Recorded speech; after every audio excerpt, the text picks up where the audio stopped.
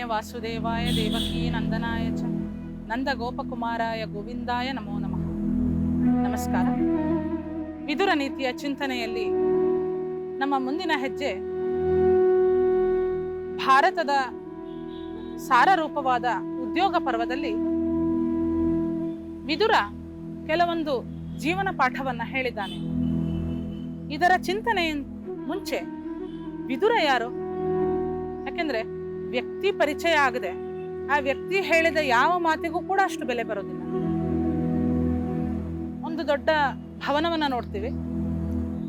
ಈ ಭವನ ಯಾರು ಕಟ್ಟಿದ್ದು ಅಂತ ನನಗೆ ಒಬ್ಬ ವ್ಯಕ್ತಿಯ ಬಗ್ಗೆ ಮಾತ್ರ ಹೇಳಿದ್ರೆ ನನಗೆ ಅಷ್ಟು ಮಹತ್ವ ಬರಲ್ಲ.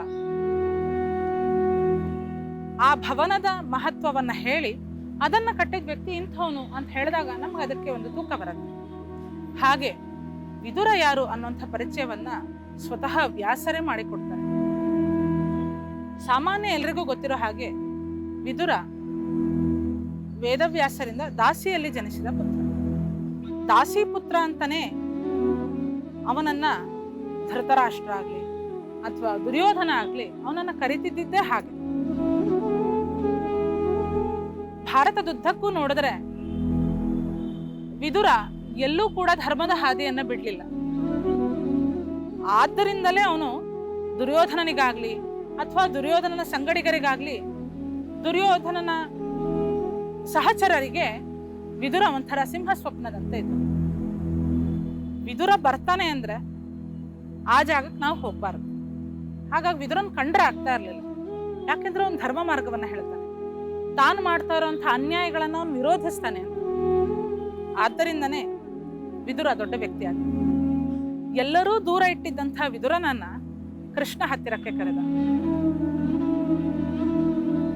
ಕೃಷ್ಣನನ್ನ ದುರ್ಯೋಧನ ಸ್ವಾಗತ ಮಾಡುವಂತಹ ಸಂದರ್ಭ ಬಂತು.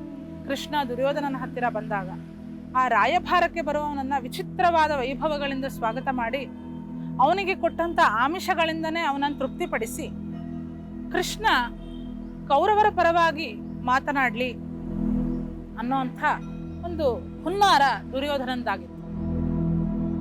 ಈ ಎಲ್ಲ ವೈಭವವನ್ನು ನೋಡಿಕೊಂಡು ಬಂದಂಥ ಕೃಷ್ಣ ದುರ್ಯೋಧನನ ಯಾವ ವೈಭವವನ್ನು ಸ್ವೀಕರಿಸಲಿಲ್ಲ, ಅವನ ಯಾವ ಆತಿಥ್ಯವನ್ನು ಅವನು ಸ್ವೀಕರಿಸಲಿಲ್ಲ. ಸೀದಾ ಅವನು ವಿದುರನ ಮನೆಗೆ ಹೋಗ್ತಾನೆ. ವಿದುರ ಅಂತ ಒಂದು ಪುಟ್ಟ ಮನೆ, ಅಲ್ಲಿ ಏನೂ ಸತ್ಕಾರ ಇಲ್ಲ, ಏನೂ ಇಲ್ಲ. ಆದರೆ ಸಂತೋಷ ಪಡ್ಲಿಕ್ಕೆ ಪದಾರ್ಥಗಳು ಮುಖ್ಯ ಅಲ್ಲ, ಮನುಷ್ಯ ಮುಖ್ಯ, ಮನುಷ್ಯನ ಮನಸ್ಸು ಮುಖ್ಯ. ಹಾಗಾಗಿ ಕೃಷ್ಣ ವಿದುರನನ್ನ ಆಯ್ಕೆ ಮಾಡ್ಕೊಂಡ. ವಿದುರನ ಮನೆಗೆ ಹೋದ. ದುರ್ಯೋಧನ ಕರೆದಾಗ ಹೇಳ್ತಾನೆ, ಒಬ್ಬ ವ್ಯಕ್ತಿ ಇನ್ನೊಬ್ಬ ವ್ಯಕ್ತಿಯ ಮನೆಗೆ ಹೋಗ್ಬೇಕು ಅಂದ್ರೆ 2 ಕಾರಣ ಇರಬೇಕು. ಒಂದು ಪ್ರೀತಿ, ವಿಶ್ವಾಸಕ್ಕೆ ಕರೀತಾರೆ, ಆ ಅಭಿಮಾನಕ್ಕೆ ಅವ್ರು ಸೋತು ಹೋಗ್ಬೇಕು. ಇಲ್ಲ ಅಂದ್ರೆ ತಿನ್ಲಿಕ್ಕೆ ಗತಿ ಇರಬಾರ್ದು. ತಿನ್ಲಿಕ್ಕೆ ಗತಿ ಇಲ್ಲದೆ ಇದ್ದಾಗ ಒಬ್ಬನ ಮನೆಗೆ ಊಟಕ್ಕೆ ಹೋಗ್ತಾರೆ. ಈಗ ದುರ್ಯೋಧನನ ಮನೆಗೆ ಹೋಗ್ಲಿಕ್ಕೆ ದುರ್ಯೋಧನನಲ್ಲಿ ಪ್ರೀತಿ ಇಲ್ಲ, ಕೃಷ್ಣ ಅನ್ನಕ್ಕೆ ಗತಿ ಇಲ್ಲದ ವ್ಯಕ್ತಿ ಅಲ್ಲ. ಹಾಗಾಗಿ ದುರ್ಯೋಧನನ ಮನೆಗೆ ಬರೋದಿಲ್ಲ ಅನ್ನೋದನ್ನ ಕೃಷ್ಣ ಖಡಾಖಂಡಿತವಾಗಿ ಹೇಳ್ಬಿಟ್ಟ. ಮತ್ತೆ ವಿದುರನ ಮನೆಗೆ ಯಾಕೆ ಹೋದ? ಪ್ರೀತಿ ಇದೆ, ಅದೆಲ್ಲದಕ್ಕಿಂತ ದೊಡ್ಡದು ಅವನಿಗೆ ಧರ್ಮದಲ್ಲಿ ಶ್ರದ್ಧೆ ಇದೆ. ತುಂಬು ಸಭೆಯಲ್ಲಿ ದ್ರೌಪದಿಗೆ ಅವಮಾನ ಆಗ್ತಾ ಇದ್ದಾಗ ಇದು ಅನ್ಯಾಯ, ನೀವು ಮಾಡ್ತಾ ಇರೋ ತಪ್ಪು, ನಿಮ್ಮ ಅವನತಿಗೆ ಬೇಕಾದಂಥ, ನಿಮ್ಮ ನಾಶಕ್ಕೆ ಬೇಕಾದಂಥ ಗುಂಡಿಯನ್ನ ನೀವೇ ತೋಡ್ಕೊಳ್ತಾ ಇದ್ದೀರಾ, ಇದು ತಪ್ಪು ಅನ್ನೋದನ್ನ ಘಂಟಾಘೋಷವಾಗಿ ಹೇಳಿ ಆ ಸಭೆಯಿಂದ ಹೊರಟು ಹೋದವನು ವಿದುರ. ಉಳಿದ ಯಾರೂ ಕೂಡ, ಭೀಷ್ಮಾದಿ ಹಿರಿಯರೂ ಕೂಡ ಅದನ್ನ ವಿರೋಧಿಸಲಿಲ್ಲ. ಕೃಷ್ಣ ಹಾಗಾಗಿ ಎಷ್ಟೇ ವಯಸ್ಸಿನಲ್ಲಿ ಜ್ಯೇಷ್ಠರಾದರೂ ಕೂಡ, ಸಂಪತ್ತಿನಲ್ಲಿ ದೊಡ್ಡವರಾದರೂ ಕೂಡ ಅವರ ಕಡೆ ಮುಖ ಮಾಡಲಿಲ್ಲ. ಧರ್ಮದ ಹಾದಿಯಲ್ಲಿ ನಡೆದ ವಿದುರನನ್ನ ಪ್ರೀತಿಸ್ತಾ ಅವನ ಮನೆಗೆ ಹೋದ. ಹೀಗೆ ಧರ್ಮೋ ರಕ್ಷತೆ ರಕ್ಷಿತಃ ಅನ್ನೋದಕ್ಕೆ ಜ್ವಲಂತ ಉದಾಹರಣೆ ವಿದುರ. ಧರ್ಮಕ್ಕೆ ಜೊತೆಯಾಗಿ ನಿಂತ್ರೆ, ಧರ್ಮದ ದಾರಿಯಲ್ಲಿ ನಾವು ನಿಂತ್ರೆ ನಮಗೆ ದೇವರೇ ನಮ್ಮನ್ನ ಕೈ ಹಿಡಿದು ನಡೆಸ್ತಾನೆ. ಹೀಗೆ ವಿದುರ. ಆದ್ರೆ ವಿದುರ ಕೇವಲ ಧರ್ಮದ ಹಾದಿಯಲ್ಲಿ ನಿಂತ ಒಬ್ಬ ಜ್ಞಾನಶೂನ್ಯ ವ್ಯಕ್ತಿ ಅಲ್ಲ, ಅಂಧಶ್ರದ್ಧೆ ಅಲ್ಲ ಧರ್ಮದಲ್ಲಿ ಇದ್ದಿದ್ದು.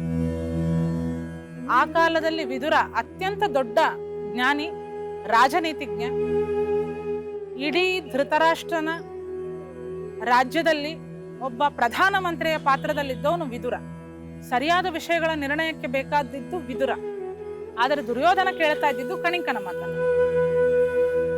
ಮುಂದೆ ಪಾಂಡವರು ರಾಜರಾದ ಮೇಲೂ ಕೂಡ ಬಹಳಷ್ಟು ದಿನಗಳ ಕಾಲ ಧರ್ಮರಾಜ ಯಾಗ ಯಜ್ಞಾದಿಗಳಲ್ಲಿ ಅವನು ಕಾಲ ಕಳೆದು ಬಿಡ್ತಾನೆ.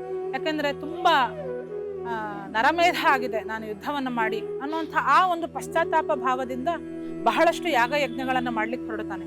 ಆ ಸಂದರ್ಭದಲ್ಲಿ ಇಡೀ ರಾಜ್ಯದ ಚುಕ್ಕಾಣಿಯನ್ನು ಹಿಡಿದಿದ್ದು ವಿದುರ. ವಿದುರನ ನೀತಿಯಂತೆ ರಾಜ್ಯವನ್ನ ನಡೆಸಿದ್ದು ಪಾಂಡವರು. ಹಾಗಾಗಿ ಆ ಧರ್ಮದ ರಾಜ್ಯದಲ್ಲಿ ಯಾರಿಗೂ ಕೂಡ ಯಾವ ರೀತಿಯ ತೊಂದರೆ ಆಗದಂತೆ ಆ ರಾಜ್ಯ ನಡೀತಾ ಹೋಯಿತು. ಹೀಗೆ ವಿದುರ ನೀತಿಯನ್ನ ನಂಬಿ ನಡೆದವರ ಹಾದಿ ಯಾವತ್ತಿಗೂ ಕೂಡ ತೊಂದರೆಗೊಳಗಾಗೋದಿಲ್ಲ. ಸವಲತ್ತುಗಳ ಕೊರತೆ ಇದ್ರೂ ಕೂಡ ಅಲ್ಲಿ ಯಾವ ವೈಭವಕ್ಕೂ ಕಡಿಮೆ ಆಗೋದಿಲ್ಲ. ಇದಕ್ಕೆ ಸಾಕ್ಷಿ ಪಾಂಡವರ ರಾಜ್ಯ. ಹೀಗೆ ವಿದುರ ದೊಡ್ಡ ಲೋಕನೀತಿ ರಾಜನೀತಿಗಳನ್ನ ತಿರಿದಂಥ ಒಳ್ಳೆಯ ವಿದ್ವಾಂಸ, ವಿದ್ಯೆಯಲ್ಲಿ ರತನಾದವನು ವಿದುರ. ಅವನಿಗೆ ಜ್ಞಾನದಲ್ಲಿ ಬಹಳಷ್ಟು ಆಸಕ್ತಿ. ಮತ್ತೆ ಎಲ್ಲೇ ಒಂದು ಅಧರ್ಮ ನಡೀತಿದೆ ಅಂದ್ರೆ ಅದನ್ನು ವಿರೋಧಿಸುವಂತ ಅದಟು ಅವನಲ್ಲಿತ್ತು. ಜೊತೆಗೆ ಧರ್ಮದ ಮಾರ್ಗದಲ್ಲಿ 1 ಹೆಜ್ಜೆ ಮುಂದೆ ಬಂದರೆ 10 ಹೆಜ್ಜೆ ಮುಂದೆ ಬಂದು ಅವರನ್ನ ನಡೆಸ್ತಾ ಇದ್ದ. ಇಂಥ ಒಂದು ವಿಶಿಷ್ಟವಾದಂತಹ ವ್ಯಕ್ತಿತ್ವ ವಿದುರನದ್ದು. ಇಂಥ ವಿದುರ ಈ ವಿದುರ ನೀತಿಯನ್ನ ಉಪದೇಶ ಮಾಡಿದ ಸಂದರ್ಭವೇ ಒಂದು ವಿಚಿತ್ರವಾದದ್ದು. ಅಜ್ಞಾತವಾಸ ವನವಾಸವನ್ನೆಲ್ಲ ಮುಗಿಸ್ಕೊಂಡು ಬಂದ ಮೇಲೆ ಪಾಂಡವರಿಗೆ ರಾಜ್ಯವನ್ನ ವಾಪಸ್ ಕೊಡಬೇಕಾಗಿರುತ್ತೆ. ಆದರೆ ದುರ್ಯೋಧನ ಅದಕ್ಕೆ ಒಪ್ಪೋದಿಲ್ಲ.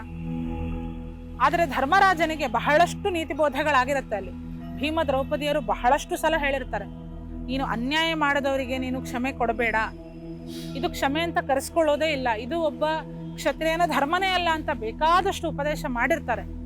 ಅದೆಲ್ಲವೂ ಕೂಡ ಧರ್ಮರಾಜನನ್ನ ಮತ್ತಷ್ಟು ಗಟ್ಟಿಗೊಳಿಸಿರುತ್ತೆ. ಅವನು ರಾಜ್ಯವನ್ನ ಕೇಳಿಬಿಡ್ತಾನೆ ಅನ್ನುವಂಥ ಭಯದಿಂದ ಧೃತರಾಷ್ಟ್ರ ಧರ್ಮರಾಜನಿಗೆ ಒಂದಷ್ಟು ಸಂದೇಶವನ್ನ ಕೊಟ್ಟು ಕಳಿಸ್ತಾನೆ. ನೋಡಪ್ಪ, ನೀನ್ ತುಂಬಾ ಒಳ್ಳೆ ವ್ಯಕ್ತಿ, ಇಲ್ಲ ಅಂತ ಹೇಳಲ್ಲ, ನೀನ್ ಮಾತ್ ಕೇಳ್ತೀಯ ಅಂತ ನಾ ಹೇಳ್ತಾ ಇದ್ದೀನಿ.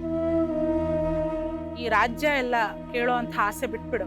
ಯಾಕೆಂದ್ರೆ ನೀ ಕೇಳಿದ್ರು ಕೊಡ್ಬೇಕಾಗಿರೋ ಧರ್ಮ ಆದ್ರೂ ದುರ್ಯೋಧನ ಇದಕ್ಕೊಪ್ಪಲ್ಲ. ನೀನ್ ಮಾತ್ ಕೇಳ್ತೀಯ ಅಂತ ಹೇಳ್ತಾ ಇದ್ದೀನಿ. ನೀನು ರಾಜ್ಯವನ್ನ ಕೇಳಬೇಡ, ಈ ವಿಷಯ ಇಲ್ಲಿಗೆ ಬಿಟ್ಬಿಡು. ಈ ವಿಷಯವನ್ನ ಕಳಿಸಿದಾಗ ಸಂಜಯನ ಹತ್ರ ವಾಪಸ್ ಇದಕ್ಕೆ ಪ್ರತಿಕ್ರಿಯೆಯನ್ನ ಧರ್ಮರಾಜ ಕೊಟ್ಟು ಕಳಿಸಿರ್ತಾನೆ. ಈ ಸಂದೇಶವನ್ನ ಹೊತ್ತು ಬಂದದ್ದು ಸಂಜಯನಿಗಾಗಿ ಕಾಯ್ತಾ ಇರುವಂತಹ ಧೃತರಾಷ್ಟ್ರ ತಕ್ಷಣವೇ ಕೇಳ್ತಾನೆ, ಏನ್ ಹೇಳಿದ್ರು? ಧರ್ಮರಾಜನಿಂದ ವಾಪಸ್ ಏನ್ ಬಂತು ವಿಷಯ? ಆಗ ಸಂಜಯ ಒಳ್ಳೆ ಸಮಯ ಪ್ರಜ್ಞೆ ಇರುತ್ತೆ ಅವನಿಗೆ. ಯಾವ ವಿಷಯವನ್ನ ಎಲ್ಲಿ ಮಾತಾಡಬೇಕು, ಅದು ಇಡೀ ರಾಜ್ಯಕ್ಕೆ ಸಂಬಂಧಪಟ್ಟ ವಿಷಯ ಆದ್ರೆ ಅದು ಮಹಾಸಭೆಯಲ್ಲೇ ಮಾತಾಡಬೇಕಾಗಿರೋದು. ಈಗ ನಾನು ಇವನು ವೈಯಕ್ತಿಕ ಸಂಭಾಷಣೆಯಲ್ಲಿ ಅದು ಮತ್ತಷ್ಟು ನಿಸ್ಸಾರ ಆಗಿ ಹೋಗ್ಬಾರ್ದು. ಈಗ ಒಂದು ಉತ್ತಮವಾದ ಮಾತುಕತೆ, ತುಂಬಾ ಮಹತ್ತರವಾದ ಮಾತುಕತೆ ಅಂದ್ರೆ ಅದೊಂದು ಸಭೆಯಲ್ಲಿ ನಿರ್ಣಯ ಆಗ್ಬೇಕು. ನಾವ್ ಯಾರೋ ಇಬ್ರು ಮಾತಾಡೋದು ಎಷ್ಟು ಸರಿ? ಹಾಗಾಗಿ ಸಂಜಯ್ ಹೇಳ್ತಾನೆ, ಸಮಯ ಆಗಿದೆ, ಒಳ್ಳೆ ವಿಷಯವನ್ನೇನೋ ಕೊಟ್ಟು ಕಳಿಸಿದ ನಾನು, ಅದನ್ನು ನಾನು ನಾಳೆ ದಿವಸ ಸಭೆಯಲ್ಲಿ ಹೇಳ್ತೀನಿ ಅಂತ ಸಂಜಯ್ ಹೇಳ್ತಾನೆ. ಇದು ಒಂದು ನ್ಯಾಯಾಲಯದ ತೀರ್ಪು ಮುಂದೆ ಅಂತ ಒಂದು ಹೇಳಿ ಇನ್ನೊಂದನ್ನು ಡೇಟ್ ಕೊಟ್ಟಾಗ ಎಷ್ಟು ಒಳಗಿನಿಂದ ಪುಕ್ಕು ಪುಕ್ಕು ಆಗ್ತಾ ಇರುತ್ತೆ. ಅದೇ ಸಂದರ್ಭದಲ್ಲಿ ನಮ್ಮ ಧೃತರಾಷ್ಟ್ರ ತಲೆಯನ್ನು ಹಾಳು ಮಾಡಿಕೊಂಡು ಇಡೀ ರಾತ್ರಿ ಪರದಾಡ್ತಾ ಇರ್ತಾನೆ. ರಾತ್ರಿ ಇಡೀ ನಿದ್ದೆ ಬರೋದಿಲ್ಲ. ನಾಳೆ ದಿವಸ ಏನು ಹೇಳ್ತಾನೋ, ಧೃತರಾಷ್ಟ್ರನ ಮಕ್ಕಳ ಕಥೆ ಏನಾಗುತ್ತೆ ಅನ್ನೋದು ಅವನಿಗೆ ದೊಡ್ಡ ಯೋಚನೆಗೆ ಕಾರಣ ಆಗಿದೆ. ಧರ್ಮರಾಜನ ಒಂದೊಂದು ನಿರ್ಣಯವೂ ಕೂಡ, ಒಂದೊಂದು ಸಂದೇಶವೂ ಕೂಡ ನನ್ನ ಮಕ್ಕಳನ್ನ ಹಾಳು ಮಾಡುವಂಥ ಸ್ಥಿತಿಗೆ ಬರುತ್ತೆ. ಮನೆತನ ಹಾಳಾಗಿ ಹೋಗುತ್ತೆ ನಮ್ಮ ಈ ಜಗಳದಿಂದ. ನನ್ನ ಮಕ್ಕಳ ನಾಶ ಹತ್ತಿರ ಬರ್ತಾ ಇದೆಯೇನೋ ಅಂತ ಅನಿಸಿ ಇಡೀ ರಾತ್ರಿ ನಿದ್ದೆ ಬರೋದಿಲ್ಲ. ಈ ನಿದ್ರೆ ಬರದೇ ಇದ್ದಂಥ ಸಂದರ್ಭದಲ್ಲಿ ವಿದುರ ಉಪದೇಶ ಕೊಟ್ಟಿದ್ದ. ಈಗ ನಾವು ಯಾವುದೋ ಕಥೆ ಹೇಳ್ತೀವಿ ಮಕ್ಕಳಿಗೆ. ಕಥೆ ಯಾಕೆ ಹೇಳಬೇಕು ಅಂದ್ರೆ ನಿದ್ರೆ ಮಾಡ್ಲಿಕ್ಕೆ ಕಥೆ ಹೇಳೋದಲ್ಲ. ಬಹಳಷ್ಟು ಸಣ್ಣ ವಯಸ್ಸಿನಲ್ಲಿ ಆ ಕಥೆಯನ್ನ ಹೇಳೋದಕ್ಕೆ ಕಾರಣ ಅವ್ರು ನಿದ್ದೆ ಮಾಡ್ಲಿ ಅಂತಲ್ಲ. ಆ ನಿದ್ರೆ ಮಾಡೋ ಸಂದರ್ಭದಲ್ಲಿ ಯಾವುದನ್ನ ಕೇಳಿ ಅವ್ರು ಮಲಗ್ತಾರೆ ಅದು ಮನಸ್ಸಿನಲ್ಲಿ ಅಚ್ಚಳಿಯದೆ ಉಳಿಯುತ್ತೆ. ಊಟ ಮಾಡೋ ಸಂದರ್ಭದಲ್ಲಿ, ಮಲಗೋ ಸಂದರ್ಭದಲ್ಲಿ ಅದು ತುಂಬ ಚೆನ್ನಾಗಿ ಉಳಿಯುತ್ತೆ. ಅದಕ್ಕೋಸ್ಕರ ನಾವು ಆಗಲಿಂದ ಆ ಬೀಜವನ್ನು ಬಿತ್ತಬೇಕು. ಈಗ ಕಥೆಗಳು ಅಂತಂದ್ರೆ ನಿದ್ದೆ ಮಾಡ್ಲಿಕ್ಕೆ ಹೇಳುವಂಥದ್ದು. ವಸ್ತುತಃ ನಿದ್ದೆ ಮಾಡಿದವನನ್ನ ಬದುಕಿನಲ್ಲಿ ಬಡಿದೆಬ್ಬಿಸ್ಲಿಕ್ಕೆ ಇರುವಂಥದ್ದು ನಮ್ಮ ಇಂಥ ಕಥೆಗಳು, ಇಂಥ ನೀತಿಗಳು.